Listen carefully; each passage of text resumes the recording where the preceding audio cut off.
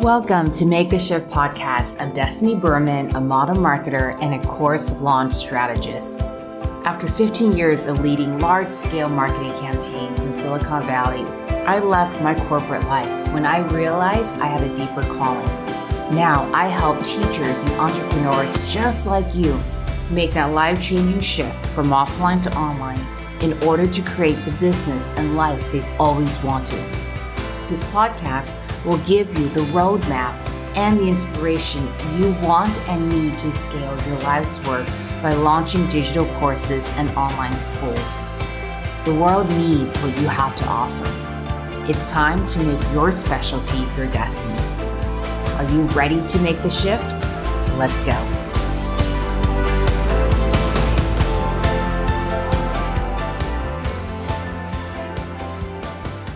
Hello, thanks for tuning in.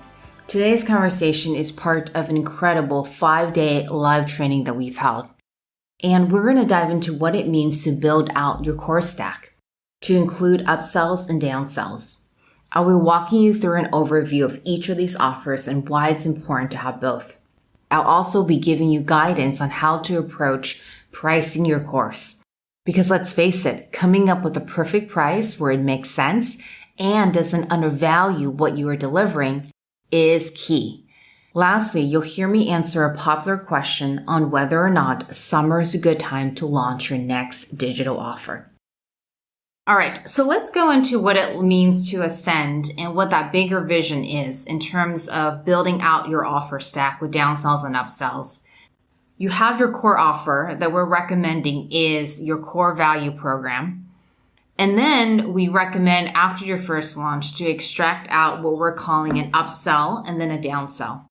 So the upsell is that next level where we're going to move them into that bigger training, whether it's B2B or B2C, or what are people asking for from you that makes sense to continue the journey. And what's nice about this is that typically once they're already fans, they're already in love with you, you'll convert 20 to 40% into the next level. Your profitability has increased because you're not spending more marketing dollars to acquire that customer. You've already acquired that customer. And it's really nice because they get to stick around with you. They get to continue to study with you. And it really meets them where they're at. So the people who want to continue, they get to do so and they're not left hanging, right? And the people who, once you have a downsell, an entry-level offer, that's typically a shorter version of your core offer and typically self-study. So shorter version, self-study, they are not able to invest at the level that you're asking them for or they're just, it just isn't the right time for them.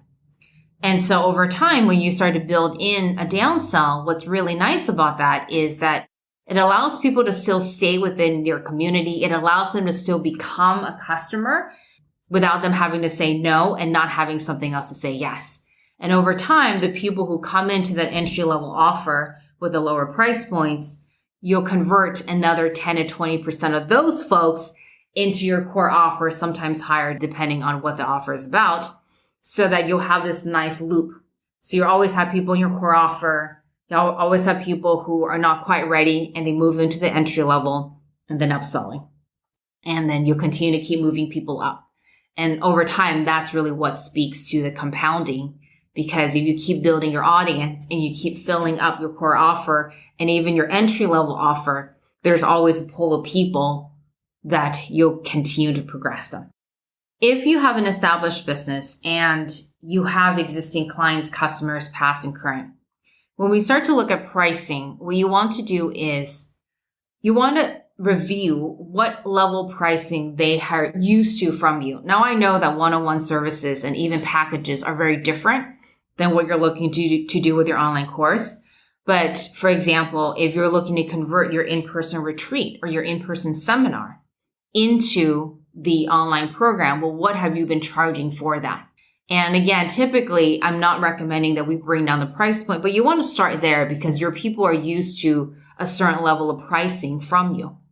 If you are completely new, that's where you'll also want to be doing research. What exists out there?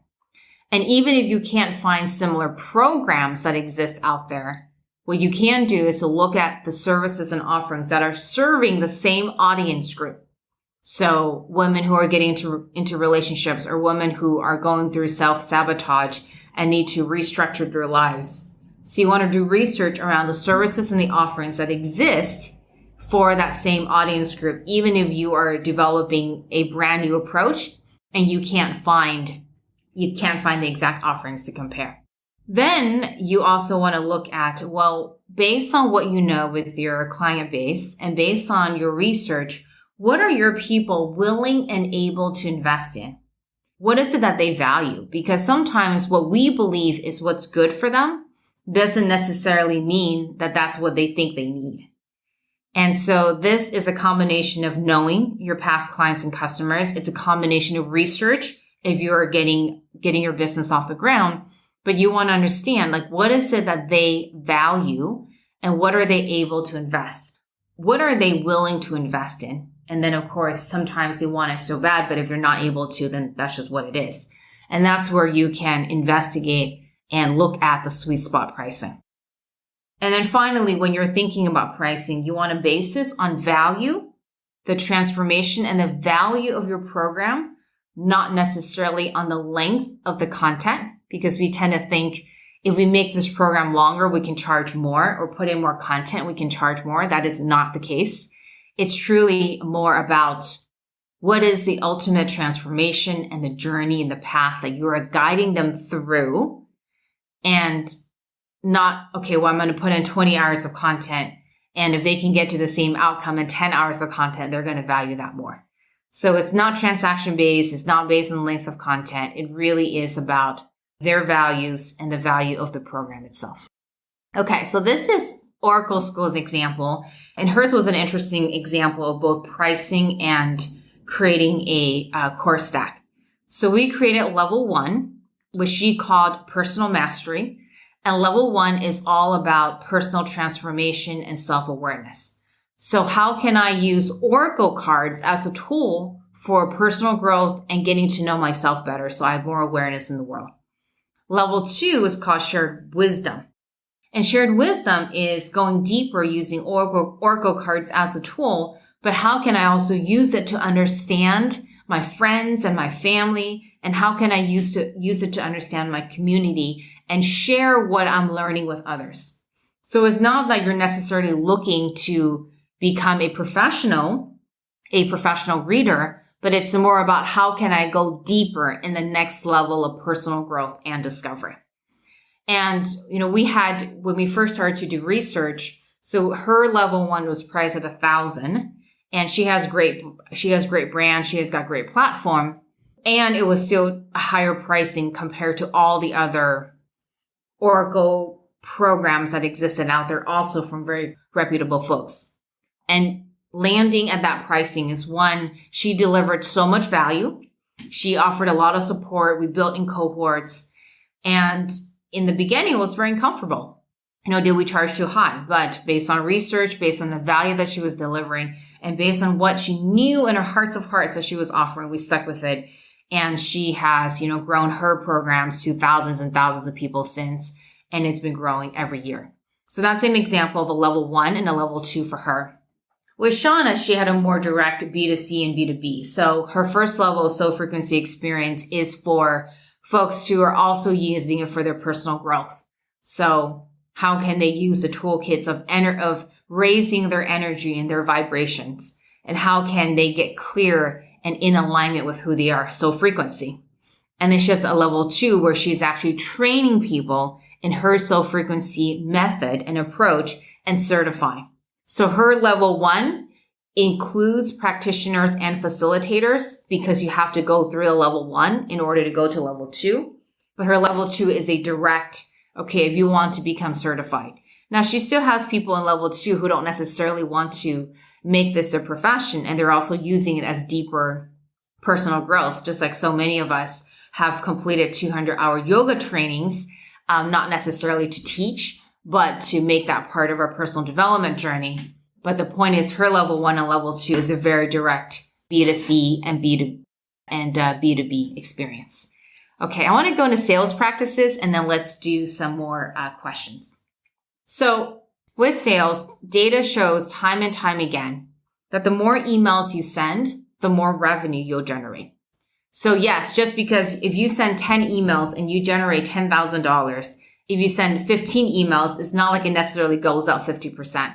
But the reality is that the more emails you send during your sales period, once you've done all the heavy nurturing, once you've done the engagement, it will generate more revenue because you're increasing your visibility, you're increasing your odds of getting into people's inboxes. Sometimes your buyer, your customer is genuinely interested, but they got busy, they got distracted. And sometimes you just have to catch them in the right mindset or the right frame of mind for them to even take action. And so during the sales period, we do recommend sending as many emails within the launch sequence as possible versus sending too few. And that's why for those of you who have launched, I'm always asking, well, how many emails did you send? Right? We see that with clients, if they generated 50 people inside their program and they sent 4 emails, had they sent 8 emails or 10 emails, they would have most likely brought that more to like 75 sales. Now, if you nurture the way we're recommending with weekly emails, content webinars, and really building relationship connection and priming, it makes it easier, even though there is an adjustment, to give yourself 100% permission to powerfully invite people during the sales period. That's what we're looking at. We're not looking to do this in a way where, because we all have, I shouldn't say we all, many of us have interesting relationships to sales and marketing. Sometimes we feel like, well, are we coming across as desperate? Are we convincing people? But it's also why we set up the system in this way where there is cultivation, so that when we're inviting people, it's from a place of empowerment. We're not trying to convince them to do anything. We've given them a lot of connection for them to make that decision for them. So it's not about trying to push people through if they're not ready. And to know that you can't do your good work in the world without sales, right? I mean, if we don't have customers, we don't have sales, we don't have a business, period. And that's really what it comes down to. And then finally, in this day of modern marketing, we recommend using short videos. So making 1 or 2 minute videos to connect with people, especially if they've joined your sales webinar. One of the tips that we give is if they showed up on your sales webinar, they were interested.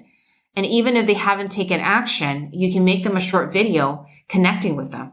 It doesn't take that long, but it just creates more of that bridge and that connection. We also like to put a chat box on the sales page so that people can send in their questions. Because sometimes people they're not going to go to their desk to send that email. But if there's a chat box for them to send in their question that gets connected with your email address, that also drives and improves sales. And then DMing. So folks that have been joining your events, sending them a personal DM over Instagram or over Facebook is a really nice way to do it. Okay. So let's go into questions. What questions do we have? Let's see here. Raise of hands if you have questions. Anne, confirming your hand is raised. So Destiny, a lot of people talk about, you always say, start 3 months from now, launch. So, I mean, if we're really looking at this time, that brings you into the summer. And a lot of people always talk about, oh gosh, you shouldn't do anything in the summer. And then everyone ends up doing October and April. Yeah. So could you speak a little bit about, again, timing, and is that really an issue doing things in the summer, both for nurturing as well as actually presenting? So summer is great for nurturing regardless of what is going on in the world, because the reality is that even if people are on vacations and they're traveling, I mean, many times they're downloading content that they're listening to on the plane. It's a great time to create connection and engagement. And we've typically, myself, clients, members, we've always nurtured even through summer that works with a launch. Last year, every single month was free game. I mean, we saw an incredible increase in the summer months because people had to be home. So last year was an exception. So I don't know exactly what's going to happen this year because some of the world is coming out and some isn't. But before last year, what we found is we would launch until early June. And the truth is early June is great for many launches, depending on what you're doing. If you're doing detox and cleansings, like it's great for that, right? And weight loss and wellness. And then what we typically do is we would try to avoid July. Again, all pre-COVID. Yeah. And then we would come back and then we would start to launch again starting mid-August, and then through fall is all great. And we found that even launching through early December is great. You just don't want to launch, at least in the US, the Thanksgiving timeframe at the end of November. And then Canadian Thanksgiving is a month earlier. And then you don't want to launch in the second half of December. But actually in early December is great because people are resetting and thinking about the new year. When I say launch, I mean the actual enrollment period. So in terms of like when you're actually offering the course, that's sort of less of a concern as that launching period, do you think? Or Correct. That is correct. Now, some folks have gone to the subtleties of this where they found that, well, I don't want to start my course at this time, either for themselves or for their students. Yeah.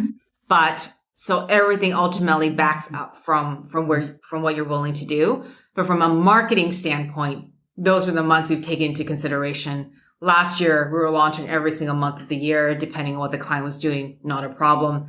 This year is a bit of a wild card, but pre-last year, we would try to avoid July, end of November, and then end of December. But yes, to your point, this is all the marketing timeframes. Okay. Thank you for that. You're welcome. I hope this episode gives you the direction you've been looking for on crafting your latest offer. When are you planning to open enrollment for your next launch? Tell us about it inside our Facebook group, Shift with Success. The link is inside the show notes. I'll talk to you in the next episode. Thank you so much for joining me today. All the resources and action items mentioned in this episode can be found at destinyberman.com/podcast. To continue the conversation, join me in my Facebook group, The Skinny Launch Lab. And if you're loving this episode, do me a favor and share it with a friend. Until next week, your destiny awaits. Bye for now.